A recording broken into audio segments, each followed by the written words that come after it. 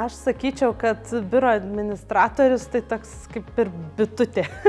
Visur jo daug, visur padeda, bendrauja, nori padėti, kiti ateina pasitarti. Šioje srityje labiausiai žavi, kad galiu sutikti daug ir įvairių žmonių. Mėgstu bendrauti, tai gal man tas labiausiai žavi. Turime praktinio mokymo klasę, biurą. Tai klasė, kuri įrengta kaip tikras biuras ir ten galime pasibandyti savo praktinius įgūdžius, pasijausti tikromis administratorėmis, priimti klientus, kaip piktas ateina klientas ir tada kartais, tarkim, bandydavau nuraminti ir tai tik tai sukeldavo dar didesnę reakciją to kliento nepatenkinto.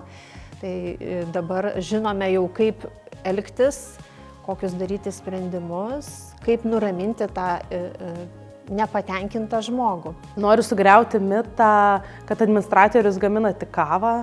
Tai labai maža dalis, ką jisai daro.